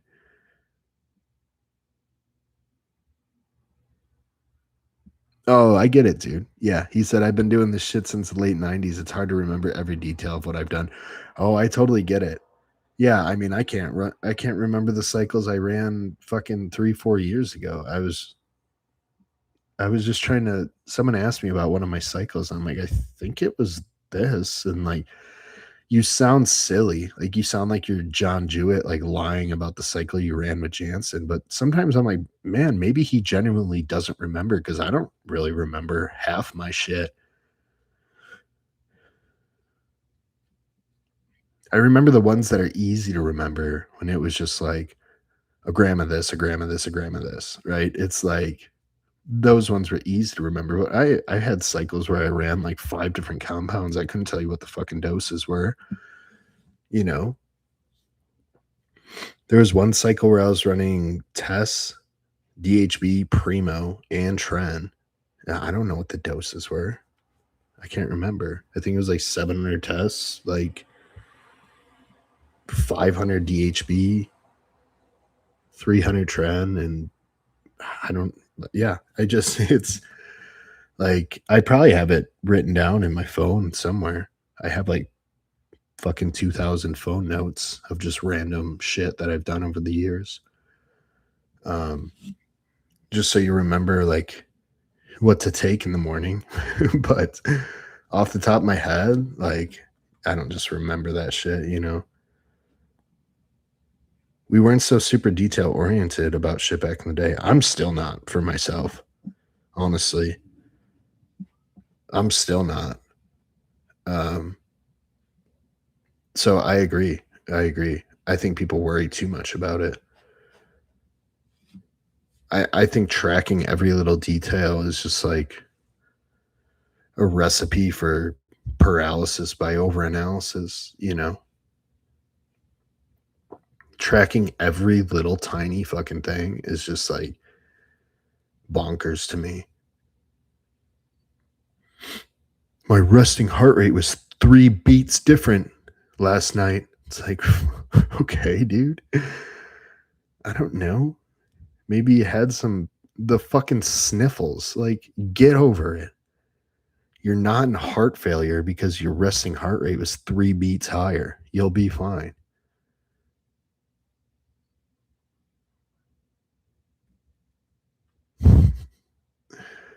Or like hyper focusing on glucose, checking it every 30 minutes. It's like fucking chill out, dude. Fucking chill.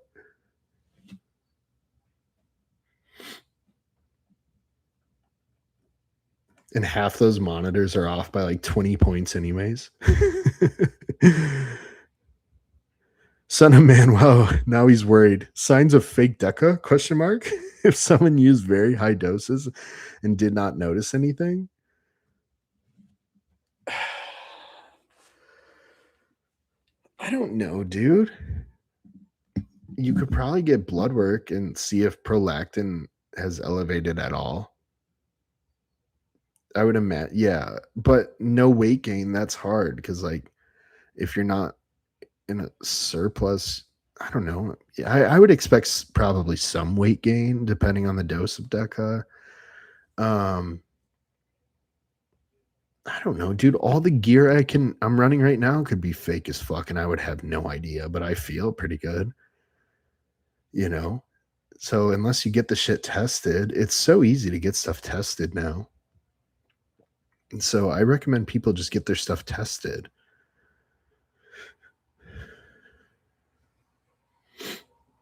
But when you say did not notice anything, like some people's expectations of drugs are real unrealistic. Like they think they're gonna take Deca and have fucking Gumby joints or something and be able to fucking have no pain anywhere in their body and like shit like this, you know? Or they think they're gonna turn into Lee Priest or some shit.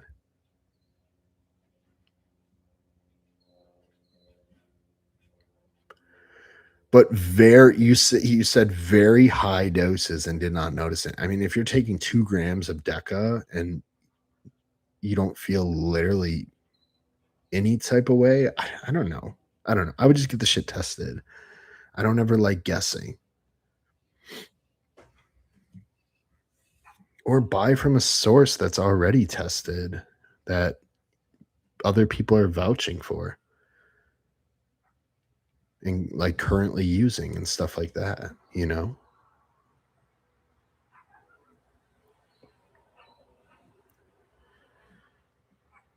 I mean, it's so easy to spot fakes now. I mean, the internet has lots of good information out there, especially if you're in certain communities, you know?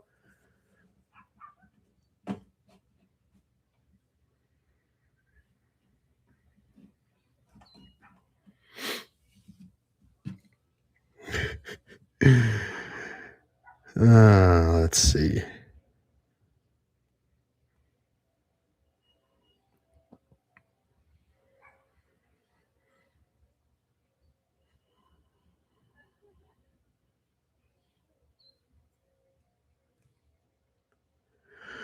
All right, what else you guys got?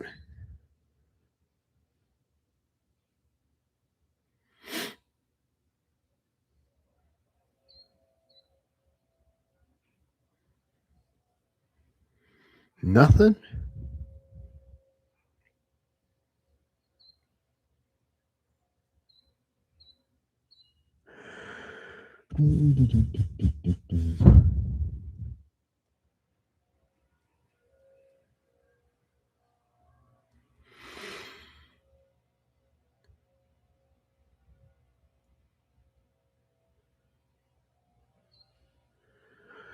To be honest, I am in the form, just assuming the stuff is legit. I mean, if you got it from the approved sources in the form, then yeah, I mean, I wouldn't be concerned.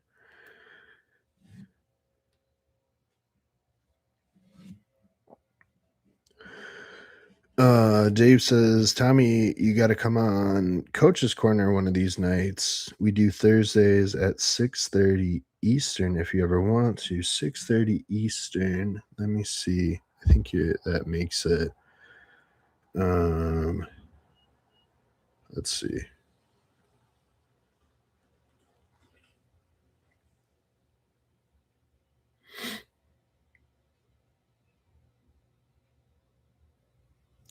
Wait, you're an hour ahead, I think. Why is it saying this?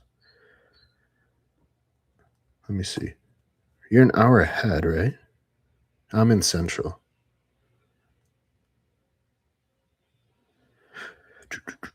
Yeah. Okay. So that would be 5:30 my time. Yeah, I mean, I would have to be closer to like 6:37 my time. Sometimes Wednesday too. So 5:30. Just let me know. DLC goes, you'd still be at work. I know, asshole.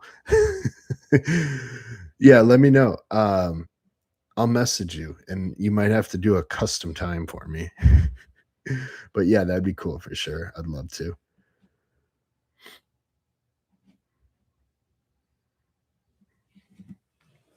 Man, my back is starting to tighten up. I think I actually tweaked something. I'll be fine. I'll take more gear. I will take more gear.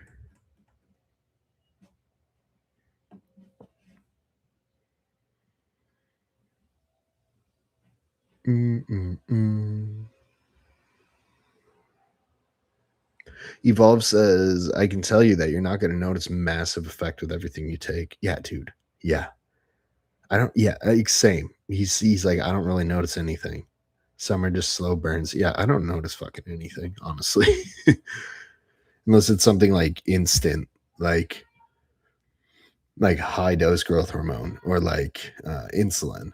Like I notice those things pretty quickly. Or if I'm really lean and I throw in like some Superdrol or Halo or Winstraw, like I'll notice those things pretty quick. But like injectables, I don't fucking notice any of that shit. I notice when I'm not taking them, but I wish I noticed everything. Yeah, all you drug addicts do.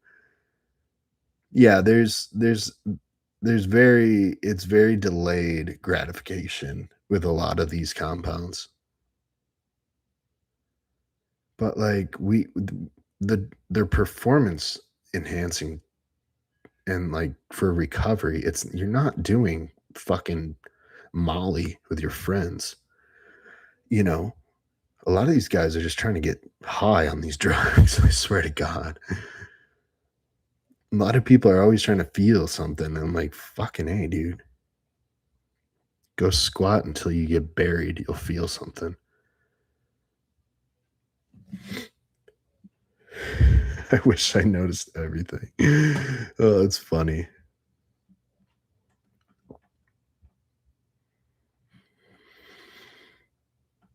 I think some people expect Superman effect when they are new to it. Yeah, it's a lot of the times it is the newer guys because like even when I first started taking gear, I thought I was gonna have some pretty big response, and then you realize you don't, and you're like, oh, well, I guess I'll just suck for 10, 20, 23 more years. Oh well. It does. It really reality hits you. It does. It does. You know, a lot of guys are like that with TRT. They're like, I'm gonna feel amazing. It's like you'll probably not notice fucking anything. You might occasionally wake up with a boner or something for like the first month, and then all of a sudden you're back to your old slob ass self.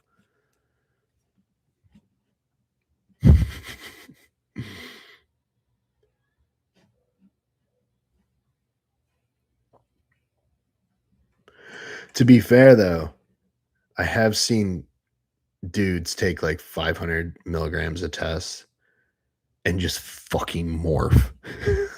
And it pisses me off like fuck. But I've seen guys literally take 500 milligrams of testosterone and just fucking morph.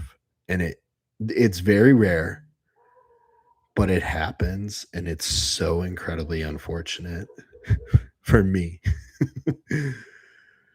Kyle says first cycle is simultaneously the most exciting and disappointing. It literally is like having sex for the first time and you only last 2 seconds. Oh, that's what taking your first cycle is like.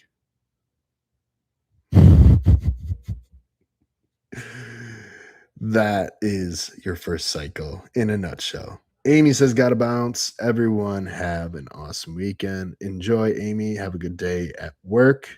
Be safe. Go make some money. And thank you for joining. I'm glad I kept you entertained for 1 hour and 47 minutes.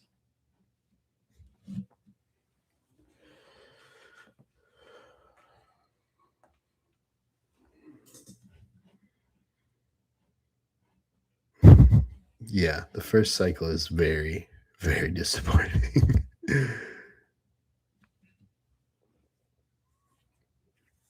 I've seen it probably a handful of times where um, people will take a relatively moderate dose and they just fucking morph. And it really sucks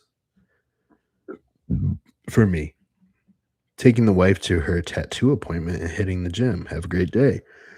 All right, Medic Miller. We'll see you, bro. I'll see if anything else comes in, but I'll probably jet out of here pretty soon. Were they small frame guys you noticed that with?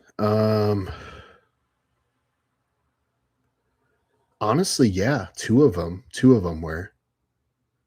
Two of them that I can think of were,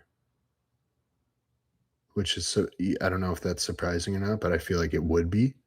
But yeah, they were. They were.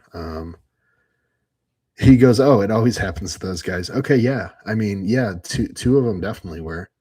The other 3 or 4 that I'm thinking about were just like average guys, if that makes sense. Um, just like I don't know, just like guys that you would see in the gym that have maybe been lifting a few years. You can tell they like exercise and they're not like slobs or they're not real skinny.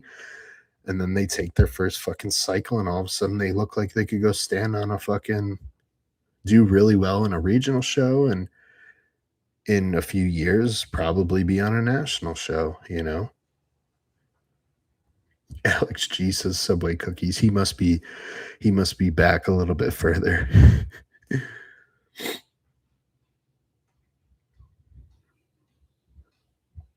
Just my opinion, it's always those thin, small frame dudes that get the crazy transformations. A lot of the times it can be for sure. A lot of the times it can be.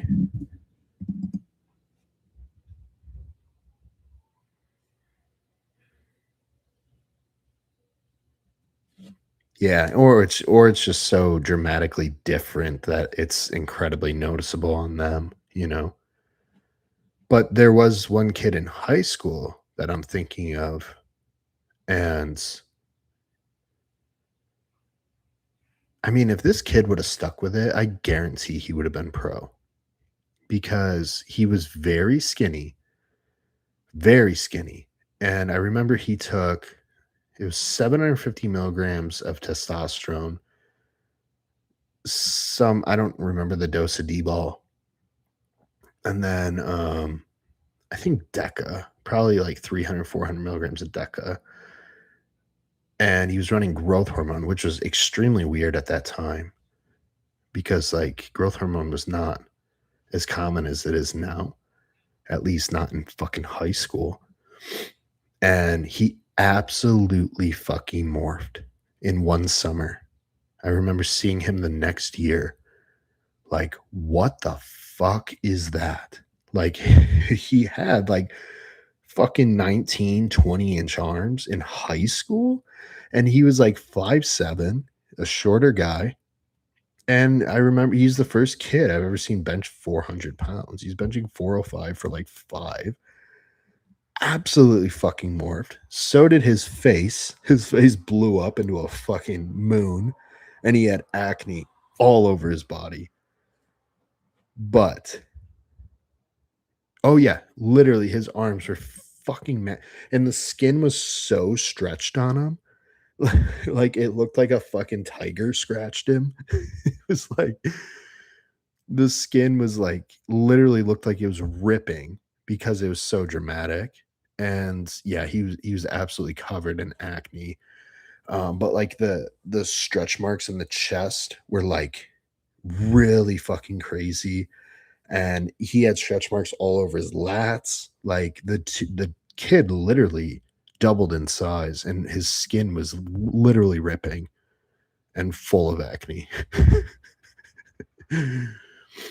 But it was funny, not funny, but he stayed on that cycle for over a year, and then he pushed up the doses even higher, and he got even bigger, and then he had a health scare because he went to like the doctor for a physical or whatever, and his blood pressure was like, I don't know, something like 200 over like 110.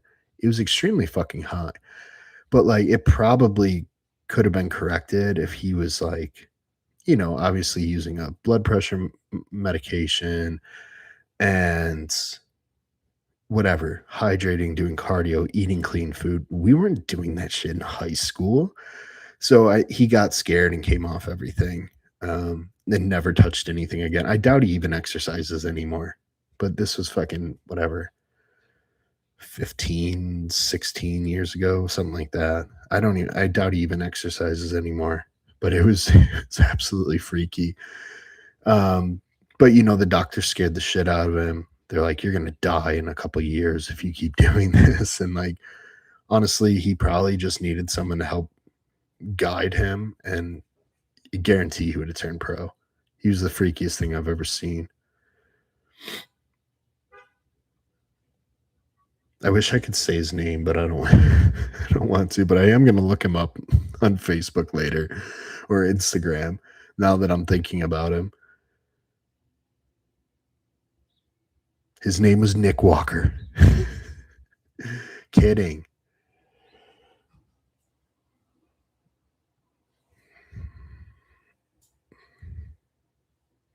Smalls in the house. We were talking about you earlier. Blaze came in a fucking rage fit. It was trying to burn down the house. He came in swinging, dude. He came in swinging. He was talking mad shit. Absolutely outrageous. The kid's off his rocker. Whatever medicine you have him on, you better fucking fix it.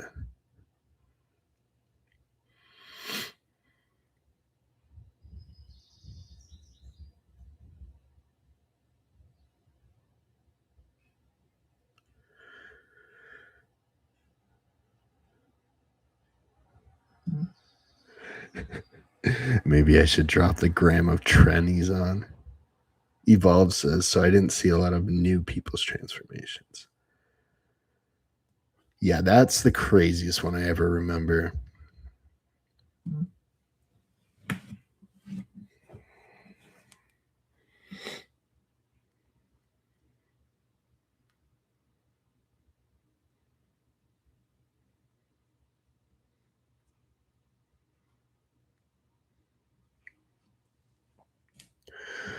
All right.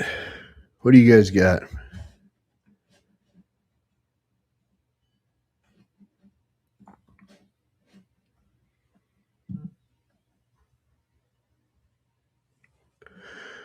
What do you got?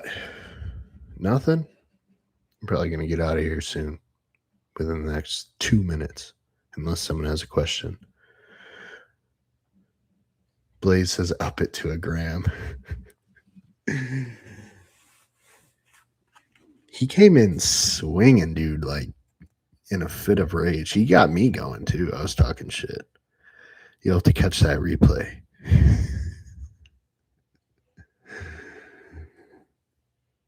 You'll have to catch it on the replay. The one kid, 20 years old at my gym, who started, he's been lifting and dieting well for 5 years. Great physique. He's morphing by the day. Yeah, and I hate him. We all fucking hate him. He's on 180 milligrams. That's the shit I'm talking about. Obviously, those are the complete outliers.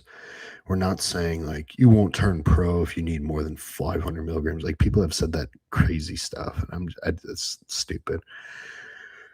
But there are those fucking outliers, and they're so rare. They're so incredibly rare.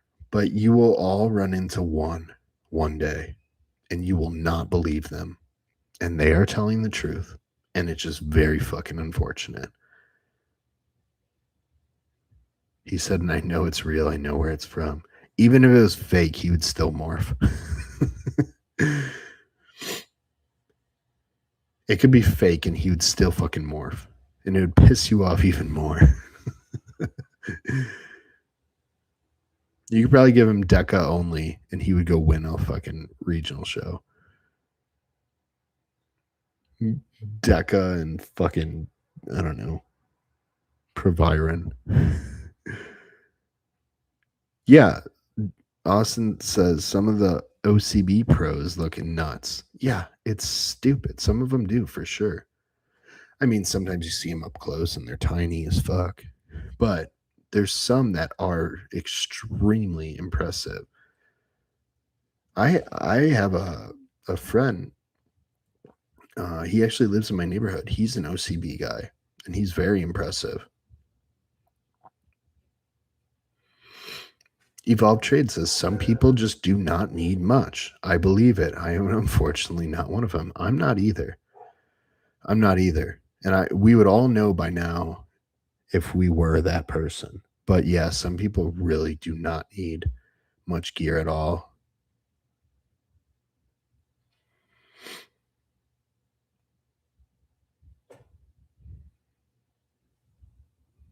Yeah, and we absolutely hate those fucking people.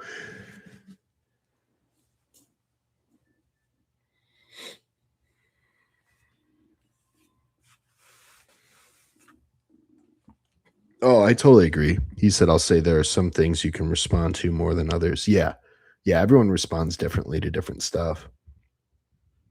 DECA seems to be one of those for me. I respond really well to growth hormone. I do fine with anabolics, but I do really good with peptide like drugs, like insulin and growth hormone, and Increlex. Like I respond really well to those things. But yeah, there's certain things that people just respond to better, for sure.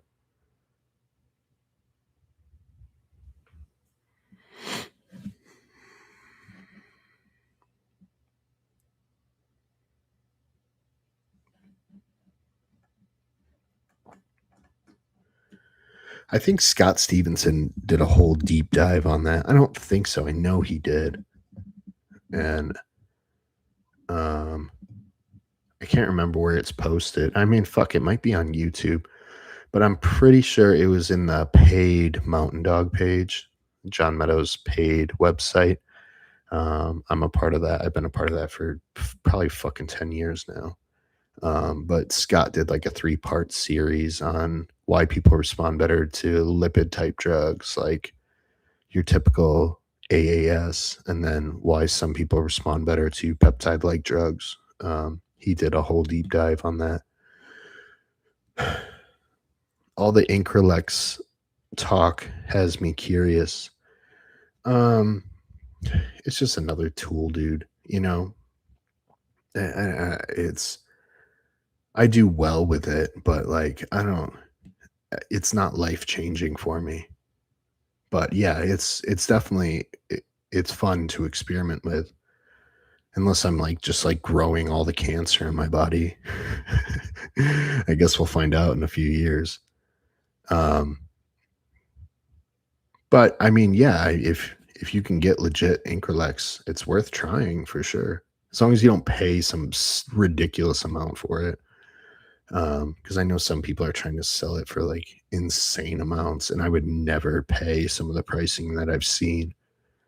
Someone was trying to sell a bottle of Increlex for like 2 grand or something. I'm like, you're fucking crazy. You're absolutely crazy.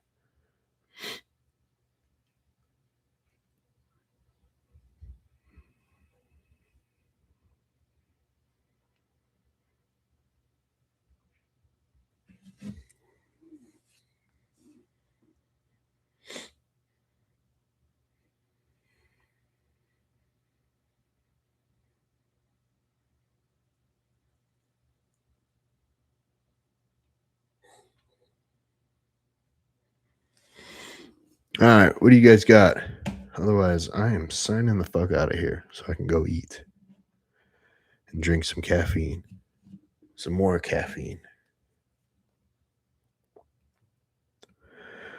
We're running a sale on Omega Amino, by the way.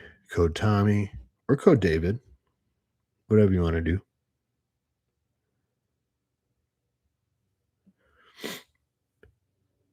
30% off, free gift as supplies last, and free shipping. So that's going on now. Other than that, nothing too crazy. TommyJohnCoaching.com, Tommy John Coaching on Instagram. Amanda says, wait, what do you want?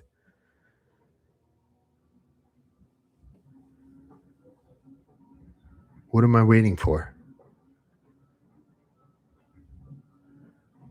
Bro, I gotta pee. You better hurry up.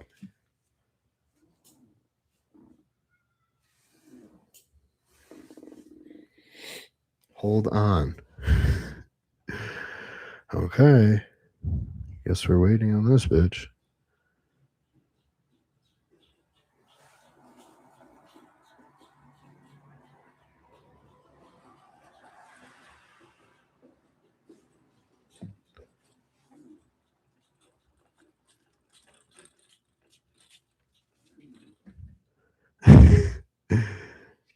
That's what you're having me wait for? This dumb bitch. I'm gonna divorce her. His ugly ass fucking kid. And his stupid car. Well, that's what we were waiting on. What's going on under your window? That's what we were waiting for, bro. That's Amanda John in the flesh. In some ugly ass fucking kid that she gave birth to. So that's that. Anyways, have a good weekend. Love you all. Thank you very much. Just his wife and son. All right, I gotta go. See you guys later. Bye.